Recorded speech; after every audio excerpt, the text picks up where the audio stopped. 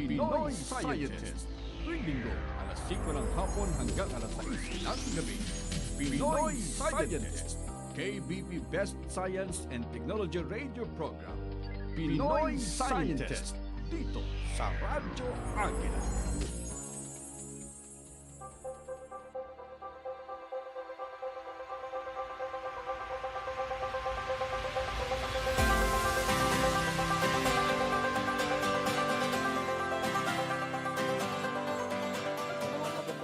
Hapon po sa lahat ng mga tagapakinig ng Radyo Agila. Ako pong inyong friendly neighborhood Pinoy Scientist, Dr. CUSTER. At kayo po ngayon ay nakikinig sa ika-11. Dr. Corinne, naka-11th episode na tayo ng Art Science Radio. Amazing. Amazing. I'm very impressed by this perseverance of ours. Yes. At ang Art Science Radio po ito po ay koleksyon ng mga kakaibang istorya ng tambalan ng agham, teknolohiya, inobasyon, kultura at sining, at sinusuportahan po din ng Pinoy Scientist ang pagsulong po ng STEAM education or ang Science, Technology, Engineering, Arts, and Mathematics. At ipinapakilala ko po ang aking co-host sa Art Science Radio, si Dr. Corinne Romabiles. Isa po siyang art science expert ng Asian Institute of Management. At natatandaan niyo po, siya ang ating unang panauhin sa episode ng Art Science Radio noong Enero. Hello, Dr. Corinne. Hello, Custer. Thank you so much for being with us again. Okay, so sa episode na ito ng Pinoy Scientist ay pinamagatan po natin tong Harmonizing Art and Forecast Conversation with the Mathematician, Poet, and a Futurist. At ating pong pag-uusapan ang mga kakaibang pagtatagpo po ng sining at ng pag-forecast ng hinaharap o ng future. Makakasama natin ang dalawang tagapagtatag ng ideya na ito na sa kahulugan ng hinaharap. Dr. Corinne, malalim ang ating pagtatagalog. Kailangan tayo magtagalog. Kailangan tayo maghasa. Yes. No? Yes, of course. Ito po si Professor Sherman Cruz. Isa po siya guro ng futures thinking at nagbibigay po ng kahalagahan ng pag-asa at pagbabago. Hello, Professor Sherman. Hi, Custer. Good afternoon. Yes, and kay Dr. Romabiles as well. Good afternoon. At kay John. Magandang gabi sa ating lahat. Corinne, si Sherman is also a colleague of yours at the Asian Institute of Management. Is that correct? Yeah. I think we have yet to meet with Sherman because sometimes I just come in certain months, no, at the MIB, and then once in a while also at the School of Executive Education. So I've yet to meet Sherman. And I know Sherman conducted a series of workshops with the Department of Science and Technology, at ang ganda ng ang feedback ng mga researchers na nag-attend ng workshops niya on futures thinking. So thank you very much, Sherman, sa pagbulat sa mga researchers kung paano ang futures thinking. Isa yan sa mga napakagandang mga hindi naman core subject or others, mga subjects natin sa AIM. Okay, so dito nakikita ko na rin sa screen si John Patrick F. Solano, isang matematikong Makata, at na-meet ko siya during the November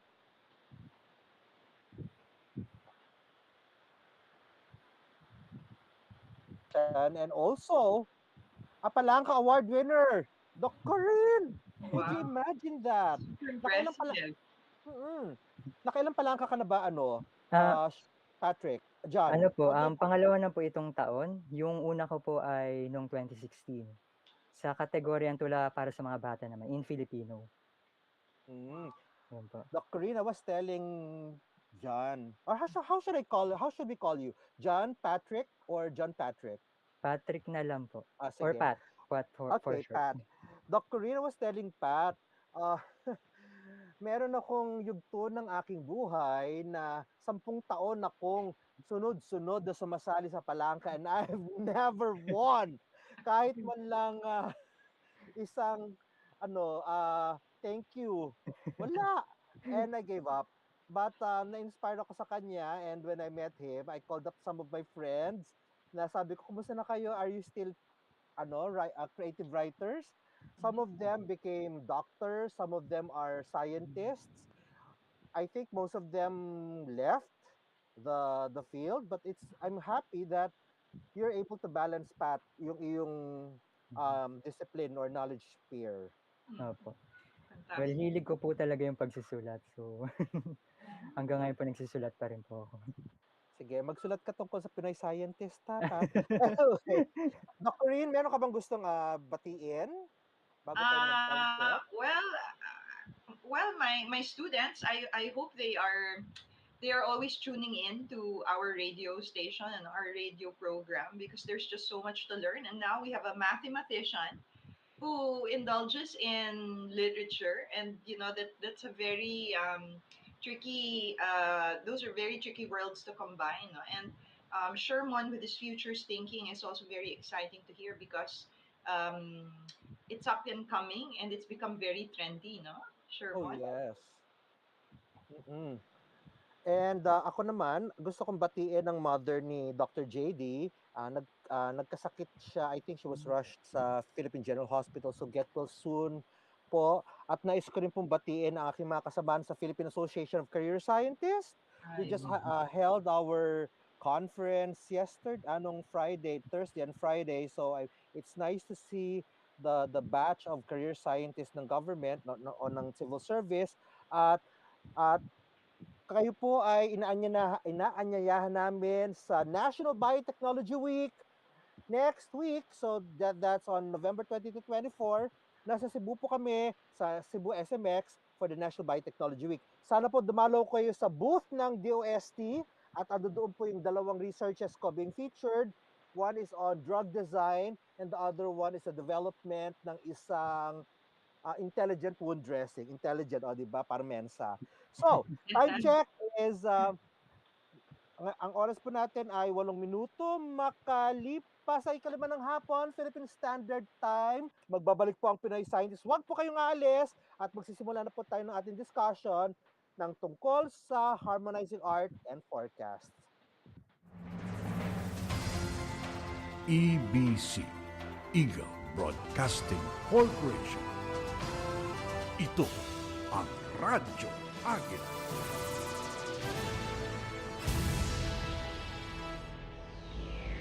Mga bagong kaalaman sa siyensya at teknolohiya. Alamin sa programang Pinoy Scientist. Tuwing linggo, alas 5 ng hapon hanggang alas 6 ng gabi. Pinoy Scientist. KBP Best Science and Technology Radio Program. Pinoy Scientist. Dito sa Radyo Agila.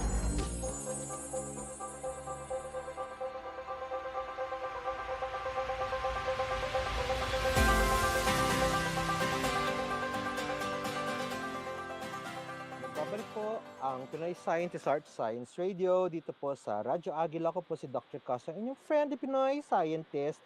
At sa mga ka-tune in pa lamang, ang Pinoy Scientist po ay nagsasahimpapawid tuwing ikatatlong linggo ng buwan ng Paksang Art Science o Agham Arte.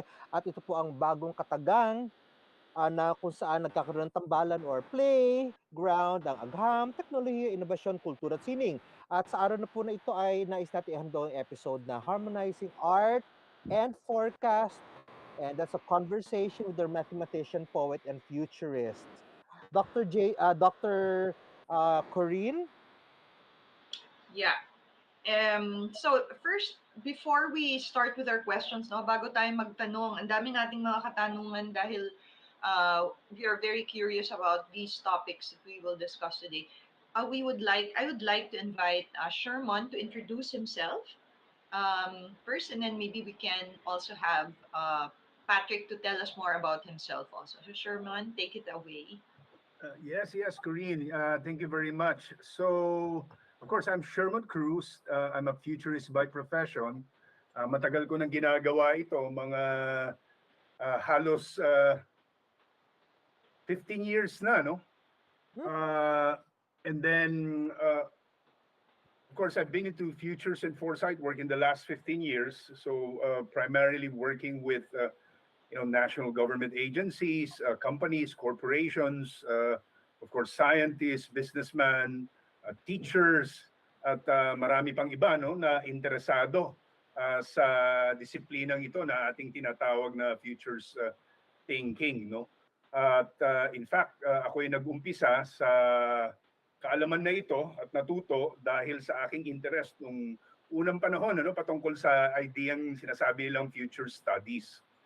So currently, I'm also the UNESCO chair on anticipatory governance and regenerative cities in the Philippines.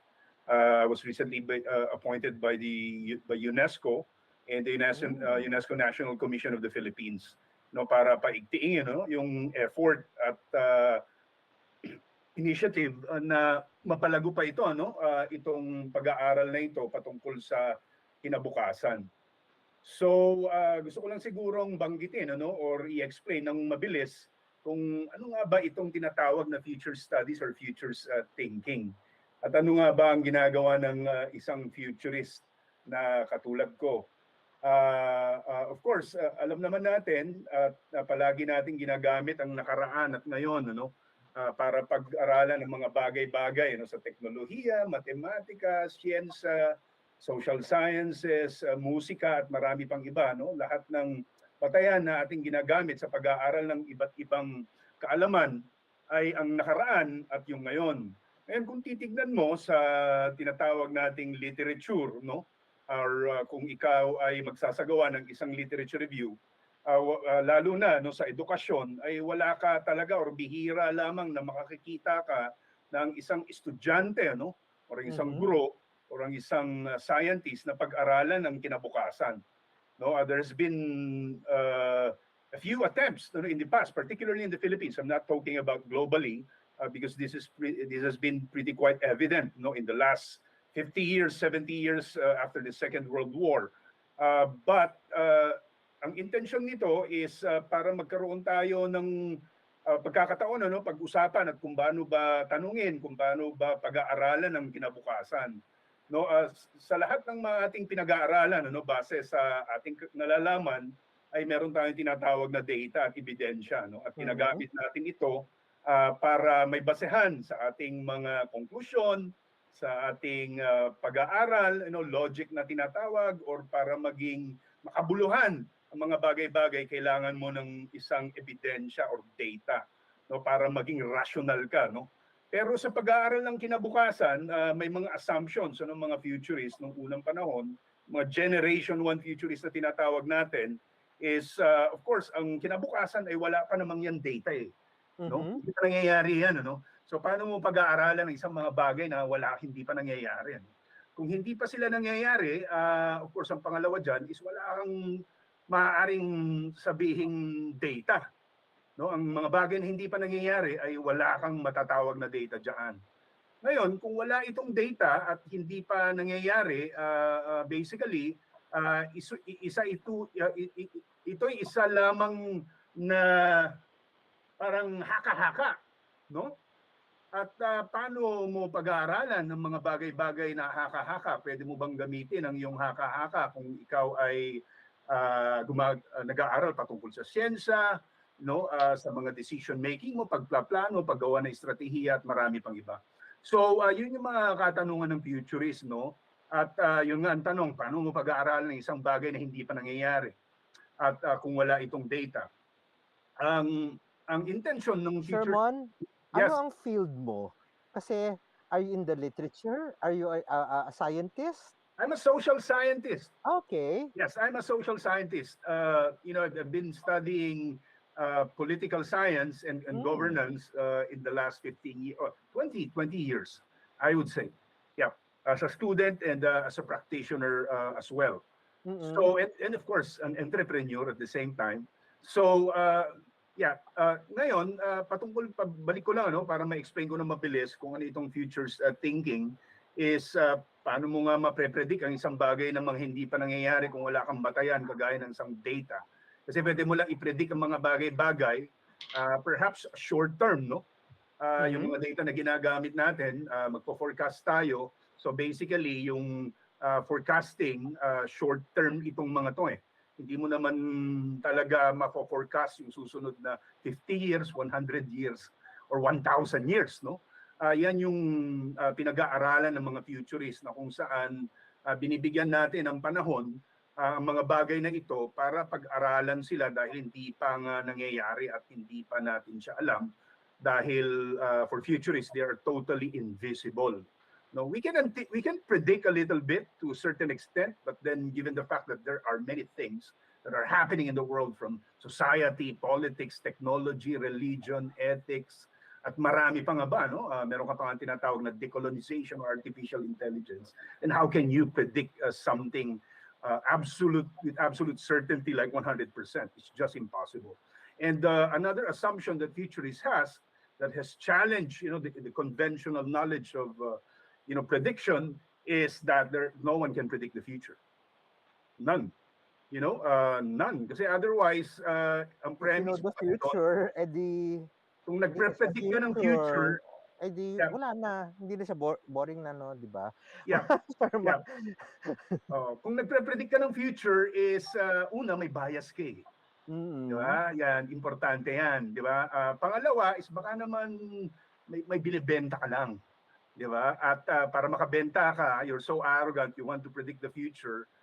If you succeed, perhaps let's just say you're correct in predicting the future. Of course, in all of your predictions, baka tumama ka lang ng isa, no? Pero apparently, in hindsight mo lang malalaman yung pag nangyari na. No? So, basically, yung mga ganun, yung mga nagpre-predict, medyo deceptive yung mga yan. May mga deception yan. Ano? Nakita naman natin yan kung itong pag-aaralan. Ngayon, ang tanong ko, mabilis lang, no? At gano'n rin yung mga tanong ng mga futurists, is paano mo pag-aaralan isang mga bagay-bagay na hindi pa nangyayari? Kung wala kang data, anong batayan mo? So ang sinasabi namin dito, yung imahinasyon mo ang gagamitin mo para pag-aralan ng mga bagay na hindi pa nangyayari. So, and Dr. Corinne, yes. Ito yung keyword, imahinasyon, creativity, and also storytelling. That's why ang ganda nitong ating conversation na ito because we're able to, okay, Sherman here looks at data, it's data-driven futures thinking. So, hindi siya nag-imagine na lang na out of the blue. And then here comes another guy. And I'm gonna ask him a question. Si Pat, who is a mathematician, very hardcore scientist, a very precise person na pumapasok na sa creativity. So, okay, John, you're a mathematician, poet, and also a columnist. You're also a writer for a newspaper and member ka ng isang high IQ society. Wow, ha? So, for someone who is coexisting in multiple dimensions in space and time, please share to our listeners, paano mo nadadala ang kagandahan ng matematiko at creativity sa ating mga bata? At bakit importante ito? Because that's very important because Sherman here is really doing data-driven, just like you're a data-driven person, but you create stories from your data. Why is it important? And how do you bring it to young minds? Ayun. Advocacy ko po talaga yung ilapit yung math sa mga bata, no? Na ma-enjoy nila yung pagkatuto ng math. Sa pamamagitan ng panitikan, halimbawa yung tula. So, may naisulat po akong isang koleksyon ng mga tulang pambata na may temang matematika. Ito po yung odd numbers na kamakailan lang po ay nanalo sa Palangka Awards for the poetry for children category.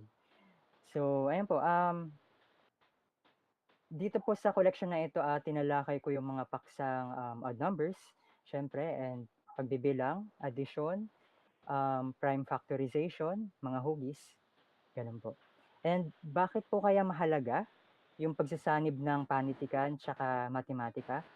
Base po sa mga nabasa kong pag-aaral, since karamihan po sa mathematical concepts ay abstract, yung panitikan daw po ay malaki yung maitutulong sa na mas maintindihan ng mga bata yung abstract concepts na ito through illustration and then conversational language. Unlike po sa school.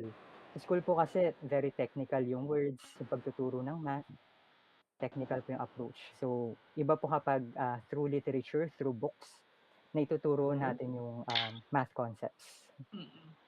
Yun po. Doc Corinne, you throw the question, but before you throw the next question, ano masasabi mo dito sa mga libro ni ano, yung illustration niya? Kasi ito rin yung ano mo advocacy mo, Doc Corinne, Yeah, right? they're beautiful. I mean, Yes, they're actually, I'm beautiful. actually a fan of both Adarna and also the Chikiting Oh. books. And also mga ilustrador ng kabataan, no? And it's wonderful if mathematicians like Patrick teams up with illustrators, no? Also young illustrators to bring more life to the hard sciences like math, no? Because, di ba, parang we figure low among, parang the countries that, vie for high ranks in PISA and all that. So Mm. we see here, quote unquote, to combine our topics, the future of mathematicians in our country. So I think we can learn from both Sherman and Patrick here. No? In fact, fusing these two ideas together. So is it okay if I ask another question to Oh, Patrick? yes. Sure So po. yeah, Patrick, how do you capture, no, and also like envision the future, using your empathy, which is so important, also in design thinking. You want to know more about how kids, for example, uh, have issues or challenges around math. No, so how do you envision, with empathy and your imagination, this this dynamics, no, of science and art, or the hard sciences and art. So yeah, sige, do you want to talk to us about that? Ayan. Una po, nag-iisip ako ng topics in mathematics na pwedeng gawa ng stories. Naging guide ko rin po rito yung K-12 math curriculum ng DepEd. So, per grade level, meron silang suggested topics. So, kumuha rin po ako ng ideas dito. Halimbawa po, sa libro ko pong Ang Dangkal ni Matmat. So, tungkol po siya sa measurements, tungkol sa pagdadangkal ng isang bata. No? Mine-measure niya yung body parts ng mga kamag-anak niya, ng family niya, through dangkal. Gamit yung dangkal niya, yung daliri niya, no? Pagdadangkal. So, under po siya ng kinder, math curriculum ng DepEd. So, mga ganun po, no? And then, yung isa ko pa pong libro, yung Pista, so, ng Adarna Books. Tungkol naman po ito sa ayun, festival, tapos kakaiba po yung mga bisita dito ng bata, no, sa kanilang pista. So, dito sa mga dumadating nilang bisita, binibilang niya yung kung ilan yung paa ng mga bisita niya. So, iba-iba po ito. Merong may 4 ang paa, merong may 2. So, yun, parang exciting po para sa mga bata, yung ganong konsepto ng math, no? Nice, fantastic. Doc Corinne, ako gusto ko itanong, follow up kay Pat. Kasi syempre, di ba, mathematician ka, exact science, and then you're a storyteller, just like Sherman, who is also a data-driven futurist. So saan mo nakikita ang kolaborasyon ng matematika, storytelling, and futures thinking? Um, Siguro halimbawa po, pwede silang mag-collaborate yung artists, futurists, with like government agencies siguro. Pwede silang mag-develop ng curriculum na kasi nagiging advanced yung technology natin. So, Mhm. for sure in the future, mas advanced pa. So, nakikita ko yung collaboration nitong mga to in developing a new curriculum kasabay ng pag-advance ng technology. So, Mm-hmm. I think that's one example. Mm-hmm. And Sherman, how about you? How do you see mathematicians, storytellers collaborate with people Uh, like you?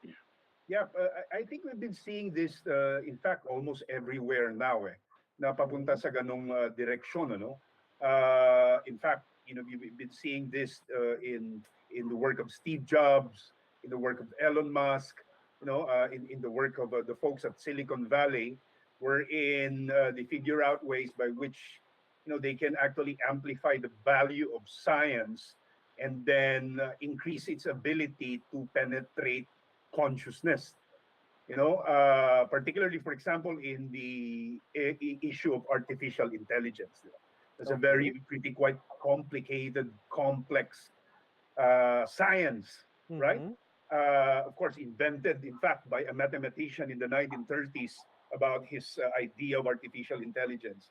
And then it took them time to actually like amplify that awareness, no, about AI until, of course, technology later on emerged, and then we would learn from what Steve Jobs did in the last several decades, wherein he started storyfying everything as far as technology is concerned, which is ang core ng technology is science and math. These are Yes. exact Yes. things, no? Now, ang nakikita ko dito is, of course, in mathematics, these are quantitative things, right? Mm-hmm. So, and then, of course, they are based on current trends, data, current knowledge. Anything that's measurable, we measure it, right? And primarily, if it's forecasting informed by the present, that's great. But then you also have the qualitative. Of course, these are not necessarily mathematical. You need experts, to provide their judgments, their analysis, their in terms of how they see it, the values that they incorporate to the number, among other things. But then another thing is now not really emerging. In fact, it is a trend now, which is narratives. Putting meaning into what we actually measure. And then of course in futures thinking, it's not really measurable because visions cannot be measured. I Mm-hmm. would say that a vision of a great future in the next 50 to 70 years are not necessarily should be measurable. Like for example, love, 'di ba? How can you measure love, 'di ba? Pwede mo bang i-measure ang pag-ibig? So, may mga values na hindi pwede, siguro hindi pa natin alam kung paano i-measure to, like kagaya ng empathy, no? Pinag-aralan natin 'yan, yung mga well-being, yung mga ganyan, pinag-usapan ngayon yan kung paano pwedeng i-measure yung mga yan. Pero I think what's important is that we are now learning how to incorporate, the narrative into these types of science. Yeah, Mm-hmm. kasi well, at the end is that who are we actually communicating with, and Yes. why do Yes. we communicate this for? Is us human beings, tao. Mm-mm. Mm. Dr. Corinne, before I give you the floors for your question, comment ko lang kasi uh, I think it was 2 years ago, 3 years ago, ako ay miyembro ng Commission on Higher Education. I was the R&D chief. And isa yan sa aking dream, matutunan yung futures thinking. And I went to Japan, I went to Japan and collaborated with NISTEP and some uh, agencies involved in policy, scientific policies. And ito nga futures thinking ang basis ngayon nila ng fifth industrial blueprint of Japan.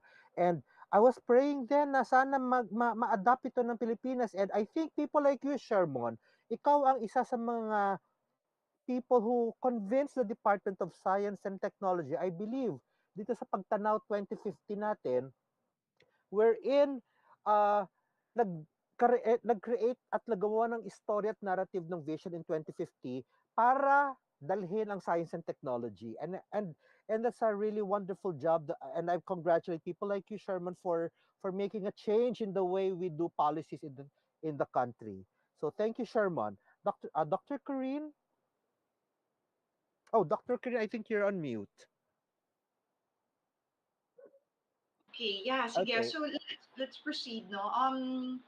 Very quickly, I just really want to have a follow up kay Patrick, no? And then I'll ask Sherman another question. Mm. What was your training, Patrick, in terms of yung parang having some kind of like whole brain approach to to your work, no? Kasi that's what I kind of like train people in also in AIM. Whole brain, so you don't just become a specialist in math, which is more in the left thinking, and then you also see some kind of relation between math with, say, culture, Filipino culture, which is also something that I'm very interested in. So parang saan mo yun nakuha? At nakita mo yung kanyang books, ha? It's so Filipino, 'di I ba? love them. Ang Really. I'm a ganda. fan. I'm fan Actually, overnight. kinikilabutan ako nung Patrick, oo, fan it's ako ni really Patrick. I love wonderful. you, I love Patrick. it. Okay, I'm telling that. Ayun, thank you po. Siguro yung training ko, kumuha rin po kasi ako ng masteral sa malikhaing pagsulat. So, doon tinuruan po kami paano magsulat, ganyan. And then mas, in-immerse din kami sa Filipino culture kasi Filipino po yung, program na yun. Filipino culture and, languages, regional languages, gano'n po. Malaking bagay po siguro yun, na nakatulong sa akin para magsulat ng mga, aklat pambata ngayon na may temang matematika. And then siyempre yung hilig ko rin sa math, 'di ba? Yun, nai-incorporate ko rin sa pagsusulat. So yun po. Fantastic. So Pat, you see teka your muna, passion. mathematician ka pa rin talaga, 'di ba? Hindi ka rin Yes nawawala. po. Okay, ano ba Ngayon trabaho po mo sa ADB? yes po. Sa ADB po ay parang data manager po ako. Oh, Nagma-manage po oh, ng data, for our, products sa bangko po. oh, okay. So yun po. So I think really there's a lot of dynamics here in our conversation, no? Because like Patrick, in a way, is preparing also like the future generation, no, and how we can really be borrowing from Sherman's other specialization, this regenerative sort of way in learning, no, for our future generation, no, towards that good future, the growth of our future in the Philippines. So I'd like to ask Sherman now, uh, can you please explain to us a little bit more about regenerative cities and perhaps what we're really doing here is a regenerative country. So can you tell us about this out of the box idea for more sustainable places on Earth? No? Wait. Yes, Wait, for sure. Sherman, ang oras natin ay 32 minuto makalipas ang ikalima ng hapon, Philippine Standard Time. At syempre, every 15 minutes ay kailangan tayo mag-break. Magbabalik po ang Pinoy Scientist. Mag-stay tuned po kayo at napaka-interesting itong ating usapin tungkol naman sa regenerative city. Kasama itong dalawang ehemplo ng mga tao na kayang ibalanse ang left and right brain with the whole brain approach sa pagbabalik po ng Pinoy Scientist. EBC, Eagle Broadcasting Corporation. Ito ang Radyo Agila.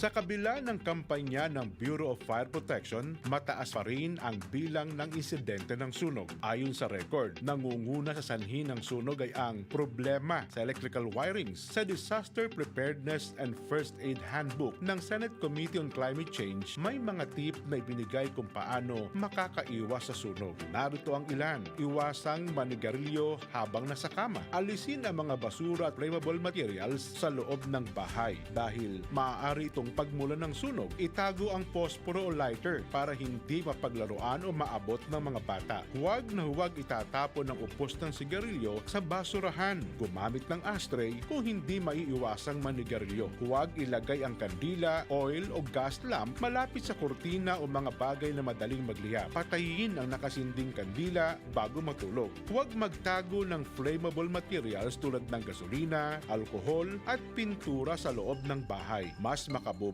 may fire extinguisher sa bawat bahay at alam ng bawat miyembro ang tamang paggamit nito. Huwag iiwan ang niluluto lalo na kung may mantika sa kawali habang nagpiprito. Sakaling bigla itong magliyab dahil napabayaan, huwag bubuhusan ng tubig dahil lalaki lamang ang apoy. Sa halip, takpan ng basang-basahan ng kawali. Sunog ay iwasan. Buhay at ari-arian ay pangalagaan. Paalalang hatid mula sa Radyo Agila. Mga bagong kaalaman sa siyensya at teknolohiya. Alamin sa programang Pinoy Scientist. Tuwing linggo, alas 5 ng hapon hanggang alas 6 ng gabi. Pinoy Scientist. KBP Best Science and Technology Radio Program. Pinoy Scientist. Dito sa Radyo Agila.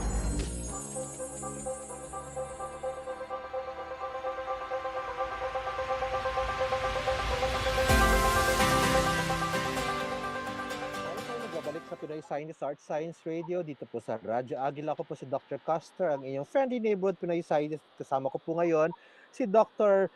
Corinne Robiles, ang ating Art Science Professor ng Asian Institute of Management, at saka tune in pa lang, ang paksa natin ay pinamagatang Harmonizing Art and Forecast, Conversations with the Mathematician, Poet, and Futurist. Dr. Corinne, can you please repeat your question para sa mga Yes. ngayon pa lang nag-tune in sa ating usapin?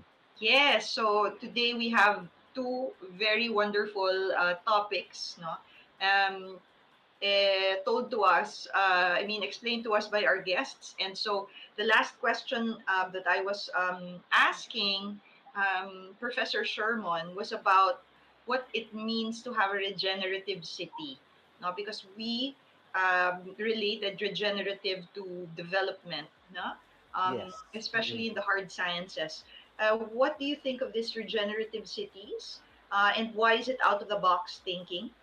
And how is this going to be feasible in a lifetime of the Filipinos or in a lifetime of a Filipino? Yes, yes, yeah. I would say at the outset that this is really feasible, and I think this is what we must ought to do.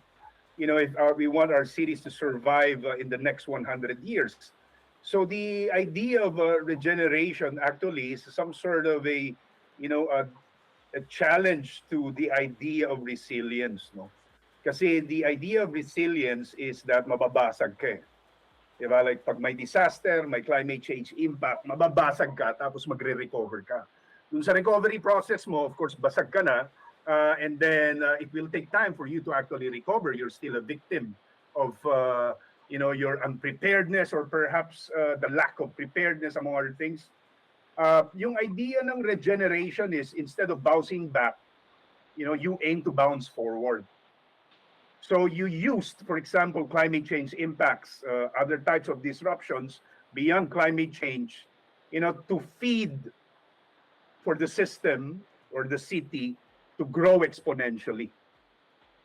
So that's the idea of regeneration. So, di ba, like yung halaman, di ba? Pag tinanggal mo, pag meron kang tinanggal sa isang halaman, nagre-regenerate yun.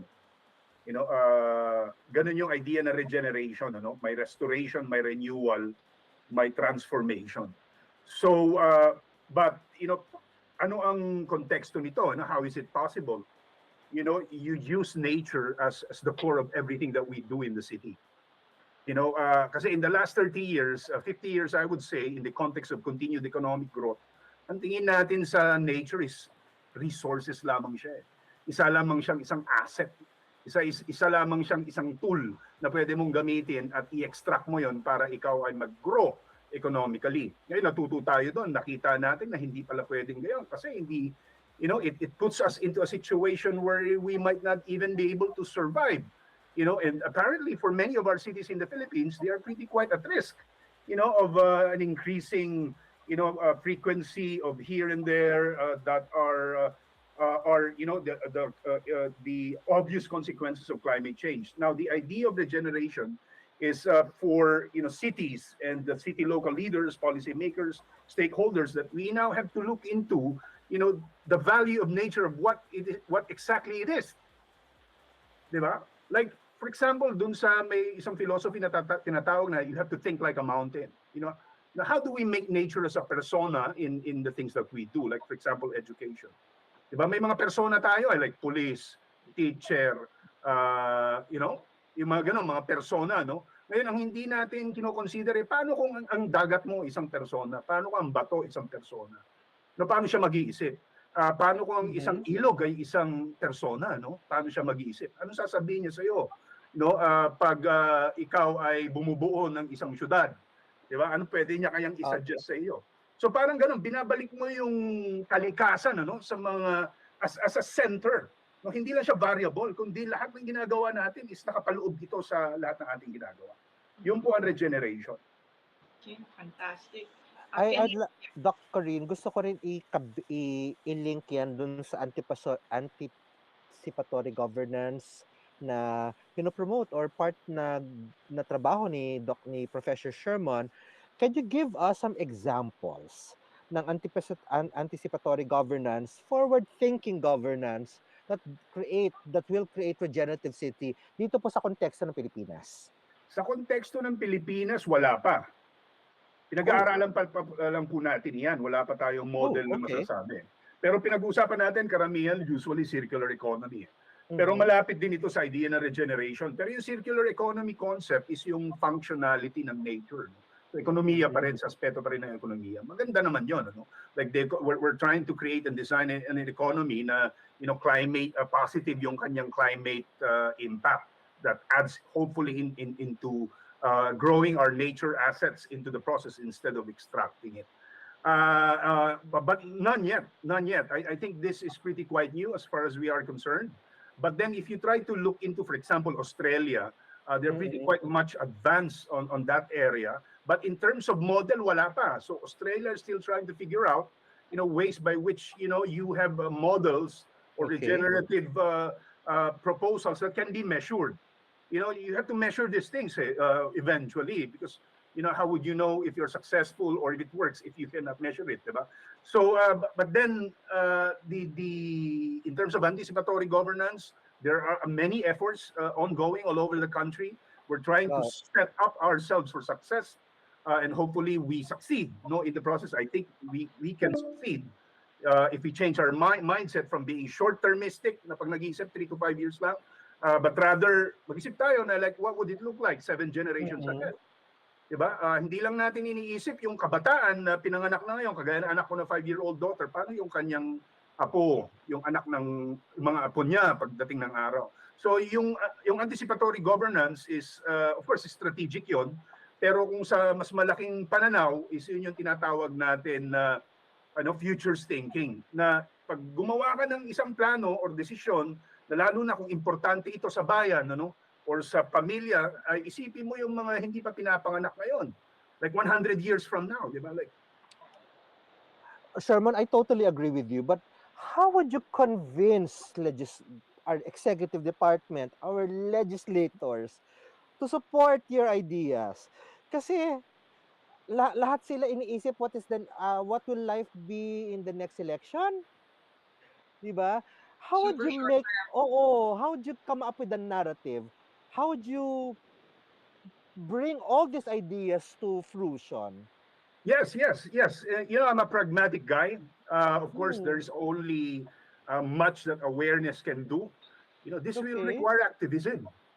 I would say that it will require activism both within the government and the civil society groups.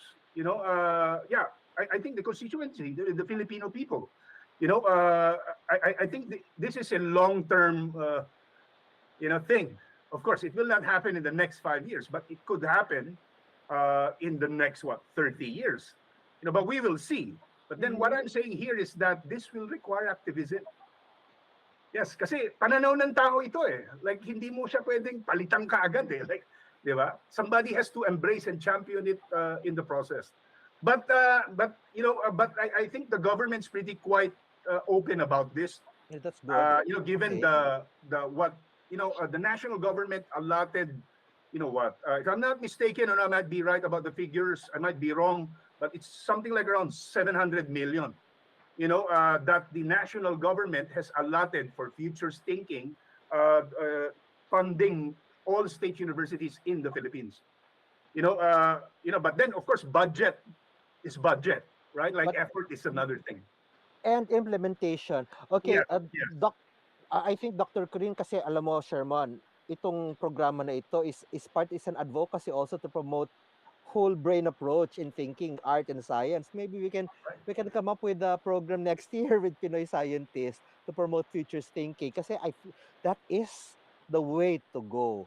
Dr. Corinne, what are your thoughts, and meron ka pa ba mga questions? Yeah, I also have a question for Patrick. No, so given this scenario, no, of wanting our citizenry to think of the future, no, and not just their immediate concerns, like majority of our countrymen think about the next food to eat, diba?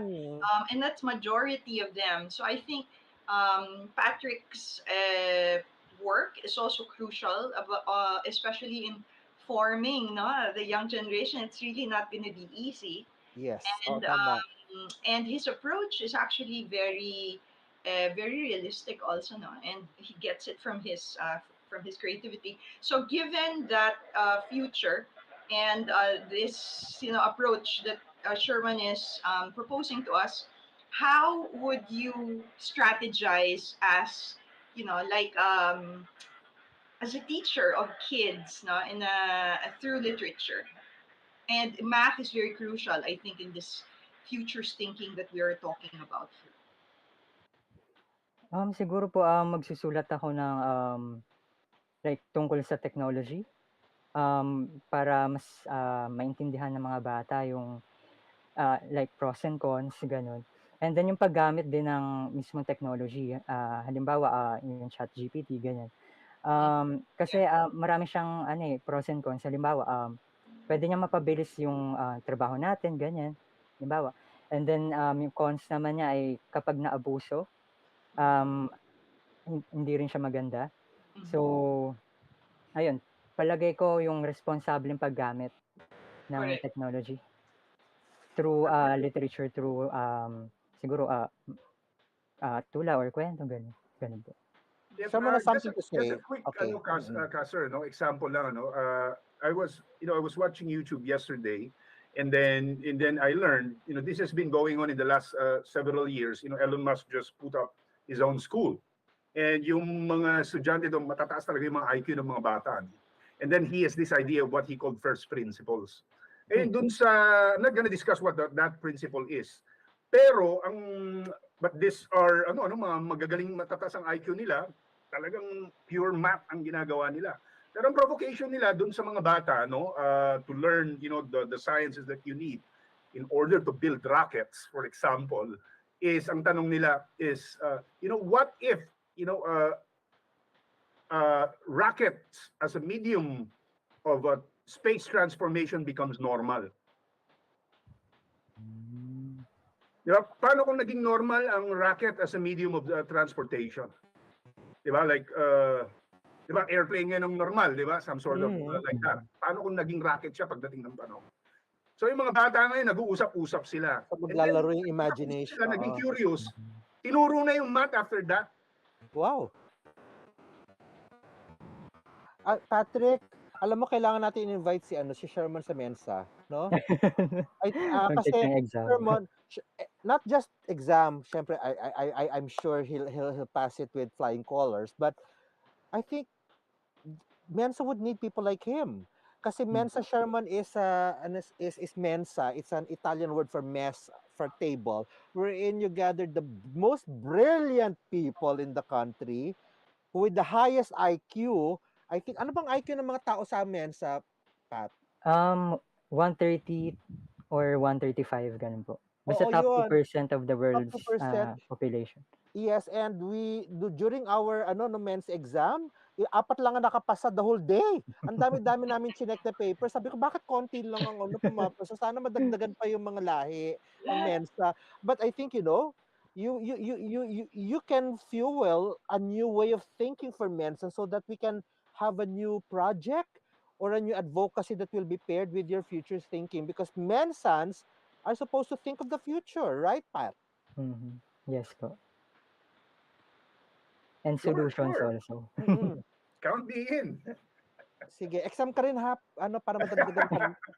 Okay, Doc Corinne, you have a follow-up question? Yeah, like I was actually going to be I'm just curious, no, and I would like to ask Sherman. Kasi me naman, my bias is history. Because more than anything else, no, I'm a historical thinker. And yeah, my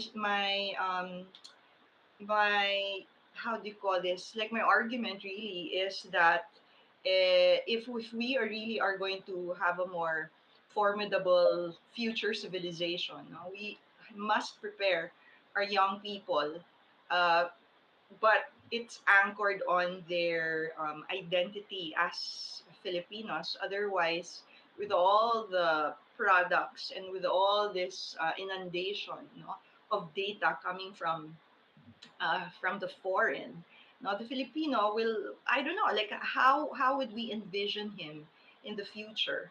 no, really creating products that matter for his own, like for his own country, for the sake of his own people. Because sometimes, yun eh, parang we tend to, I don't know, like have a bias for foreign ideas. No? So how would you like reorganize this such that who benefits, like who benefits really is the, like the ordinary Filipino and the common one. Yeah, one of my advocacies today is what we call the indigeneity in futurity, Mm. the indigeneity in futures thinking. So there are a network currently all over the world, of course, from colonized countries who are doing the same uh, practice and study about, how do you actually decolonize futures thinking. And then of course in foresight, particularly in my practice, is that especially for Asia and in the Philippines, what I normally do is I subscribe to the idea. I've incorporated into my framework as part of my template is yung kasabihan ng hindi marunong lumingon sa kanyang pinanggalingan ay hindi makakarating sa kanyang paroroonan. Pero ang ginawa ko, I made it the script positive. No? Ang marunong lumingon sa kanyang pinanggalingan ay makakarating sa kanyang paroroonan. So I made the script positive. To start positive. And then you have this thing we call the shared history. Pero ang magfo-focus ka doon is kung ano yung mga milestones ng ating mga ancestors. No? Yung kanilang mga kagitingan at kagitingan ng kanilang ginawa at nakarating ngayon tayo dito at bumuo kung ano tayo bilang isang tao. So when I facilitate that workshop, we focus on those things, the positive things, the greatness of our ancestors. Kasi if you have that kind of conversation, hindi ka nagiging anti-Filipino eh. Di ba? Pag masasama kasi lahat palagi pinag-uusapan natin, nakakababa yun ng loob eh. Ayaw nating mag-umpisa ng ganun. Although acknowledge naman natin yun, alam natin yun, hindi natin tinatanggal yun. Pero mas magandang pag-usapan at alamin ano ba yung mga kagitingan na gawa ng ating mga ancestors. Minsan hindi natin pinag-uusapan yun eh. Ang napag-usapan lang natin yung mga mali natin at mali nila eh. So, unfair yun, para sa atin. So, and then pangalawa is patungkol dun sa indigeneity. May mga tools and methods sa foresight na kung saan ina-unpack mo yung mythology mo. Diba? Question namin eh, like, ba't ka ba ganyan nag-i-imagine? Diba? Kasi ganito napanood ko si Iron Man, ganun eh. So nakikita mo na unconsciously, they are imagining the future kasi technology-centric yung nag-i-inform sa kanila. Paano naman yung kultura mo? Paano yung identity mo? So sa pamamagitan ng pag inunpack mo yung data na meron ka, bakit ba ganyan yung data na yan? Ano bang mitolohiya nan? So ina-unpack namin yon. So pag nalalaman nila kung ano yung mitolohiya, one tamad pala eh. Diba? So, pag-usapan nila yung mitolohiya. Ayan, pag napag-usapan mo kung one tamad ang mitolohiya ng data na yan, diba? O anong solusyon mo ngayon? Anong bagong kwento ang pwede mong ipalit sa kwento ng paniniwala mo kagaya ng one tamad? So, changing the narrative, Sherman. Yes. Yes, oo. We have only 3 minutes left. Dr. Corinne, can you please synthesize and wrap up yung ating session? Nakukulang talaga lagi ang ating episodes. I hope we can have future episodes with these two bright guys. Yeah, of course.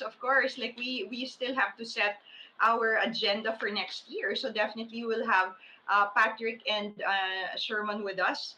And yeah, I mean the worst about me is that I cannot speak in a sentence. So all I want to say is that before we end the year, we've been so inspired by Patrick here with his ability to really combine math with poetry. I mean, I think that is a work of a genius. That's why he's in Mensa.